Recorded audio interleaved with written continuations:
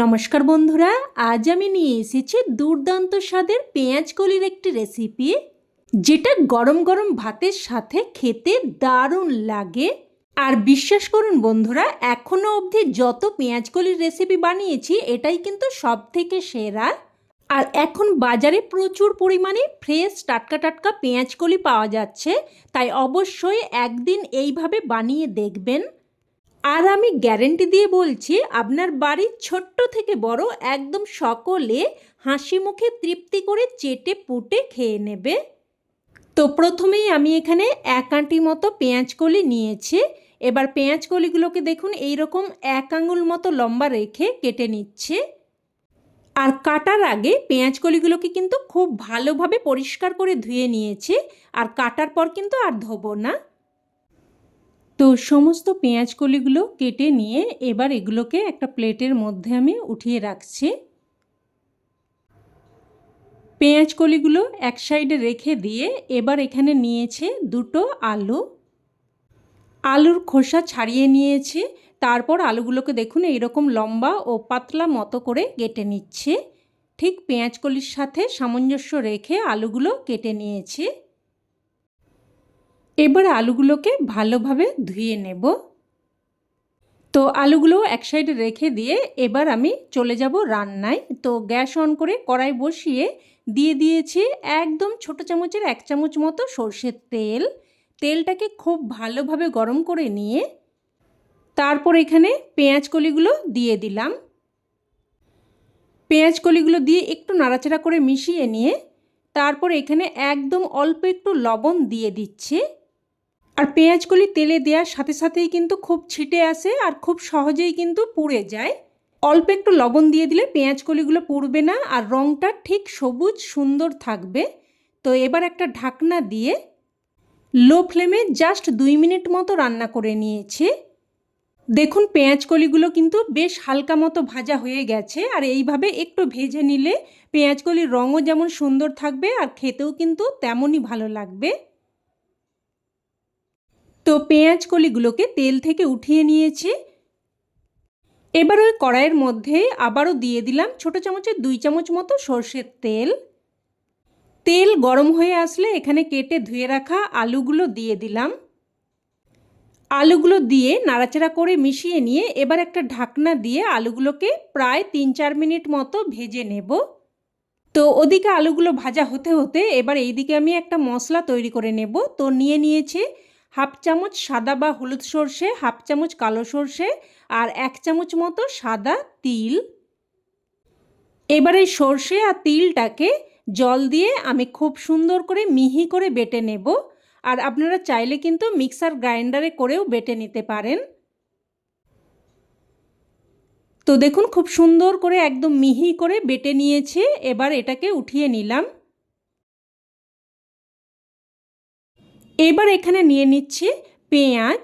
এখানে আমি একটা ছোট্ট সাইজের পেঁয়াজের অর্ধেক পেঁয়াজকে ছোট ছোট টুকরো করে কেটে দিয়েছি।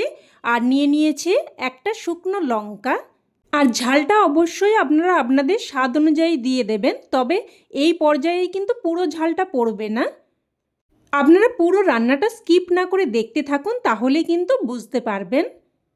তো পেঁয়াজ আর লঙ্কাটাকেও বেটে নিয়েছে। এবার যে বাটির মধ্যে আমি সর্ষে তিলটা বেটে রেখেছিলাম ওই বাটির সাথে একসাথে উঠিয়ে রাখলাম। এবার এদিকে কিন্তু ঢাকনা দিয়ে দিয়ে প্রায় 3-4 মিনিট মতো আলুগুলোকে ভেজে নিয়েছি। দেখুন আলুগুলো কিন্তু খুব সুন্দরভাবে ভাজা হয়ে গেছে। আলুর মধ্যে খুব সুন্দরভাবে কোটিং পড়ে গেছে। আর আলুগুলোকে কিন্তু খুব ভালোভাবে ভেজে নিতে হবে। তো এবার এখানে দিয়ে দিয়েছি একটা মিডিয়াম সাইজের টমেটো।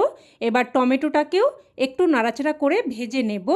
তো টমেটোটা একটু ভেজে নিয়ে এবার এখানে আগে থেকে তৈরি করে রাখা মশলাটা দিয়ে দিলাম। মশলার বাটি ধুয়ে অল্প একটু জলও দিয়ে দিলাম। আর দিয়ে দিলাম স্বাদ অনুযায়ী লবণ, আর একদমই 1 চিমটে মতো হলুদ গুঁড়ো আর 1/2 চামচ মতো কাশ্মীরি লঙ্কার গুঁড়ো। আর হলুদ গুঁড়োটা কিন্তু খুব সামান্যই দিতে হবে, যেহেতু এখানে তিল দিয়েছি। খুব বেশি হলুদ গুঁড়ো দিলে কিন্তু স্বাদটা বেশি ভালো হবে না। এবার সব কিছু ভালোভাবে মিশিয়ে নিয়ে একটা ঢাকনা দিয়ে মশলাটাকে প্রায় 2-3 মিনিট মতো কষিয়ে নেব। তো ঢাকনা দিয়ে দিয়ে মশলাটাকে প্রায় 2-3 মিনিট মতো কষিয়ে নিয়েছি। দেখুন মশলাটা খুব সুন্দরভাবে কষানো হয়ে গেছে, একদম মশলা থেকে তেল সেপারেট হয়ে গেছে। এবার এই পর্যায়ে দিয়ে দেব ভেজে রাখা পেঁয়াজ কলি, আর সাথে অল্প একটু জলও দিয়ে দিলাম। এবার আবারও মিডিয়াম ফ্লেমে প্রায় মিনিট 2 মতো নাড়াচাড়া করে পেঁয়াজ কলিটাকেও মশলার সাথে কষিয়ে নেব। আর এইভাবে একটু বারবার কষিয়ে নিয়ে রান্নাটা করলে যে কোনো রান্নার স্বাদই কিন্তু একদম দারুণ হয়। আর বন্ধুরা, এই শীতের সিজনে পেঁয়াজকলির এই রান্নাটা এইভাবে একবার হলেও বানিয়ে দেখবেন। আর আমি গ্যারেন্টি দিয়ে বলতে পারি এটা খেতে এতটা স্বাদ হয় যে একবার বানালে আপনাকে সপ্তাহে অন্তত 2-3 বার কিন্তু বানাতেই হবে। তো পেঁয়াজকলির সাথে মশলাটা ভালোভাবে কষিয়ে নিয়ে তারপর এখানে 1 বাটি মতো গরম জল দিয়ে দিয়েছি। সব কিছু ভালোভাবে মিশিয়ে নিয়ে এবার একটা ঢাকনা দিয়ে আবারও কিন্তু মিডিয়াম ফ্লেমে প্রায় 4-5 মিনিট মতো রান্না করে নিয়েছি। 4-5 মিনিট পর ঢাকনা তুলে নিয়েছি আর দেখে নেব এবার আলু সেদ্ধ হয়েছে কিনা। তো দেখুন খুব সুন্দরভাবে সেদ্ধ হয়ে গেছে, আর পেঁয়াজকলি তো খুবই নরম, সেদ্ধ হতে একদমই সময় লাগে না।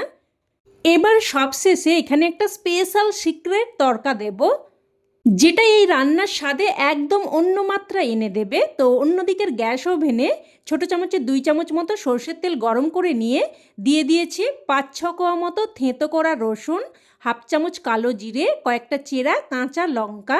এবার রসুন, কালো জিরে, লঙ্কাটা একটু ভেজে নিয়ে তারপর এখানে বেশ কিছু কুচানো ধনেপাতা দিয়ে দিয়েছি। এবার সব কিছু একটু নাড়াচাড়া করে বেশ ভাজা ভাজা মতো করে নেব। আর এই পর্যায়ে আমি বেশ কিছু কাঁচা লঙ্কা দেব বলেই আমি কিন্তু তখন একেবারে ঝালটা দিইনি। এই রান্নাতে কিন্তু কাঁচা লঙ্কার ফ্লেভারটাই বেশি আসবে। তো ভালোভাবে ভেজে নিয়ে এবার দেখুন এই তরকাটা আমি এর মধ্যে ঢেলে দিলাম।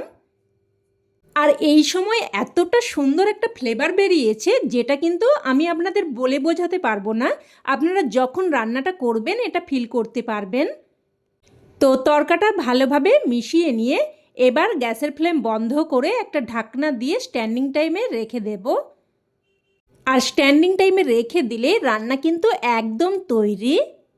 এবার এটা গরমাগরম ভাতের সাথে পরিবেশন করুন, খেতে কিন্তু এক কথায় জাস্ট ফাটাফাটি লাগে। এটা থাকলে আর অন্য কোনো কিছুই লাগবে না, সমস্ত ভাত এটা দিয়েই চেটে পুটে খাওয়া হয়ে যাবে।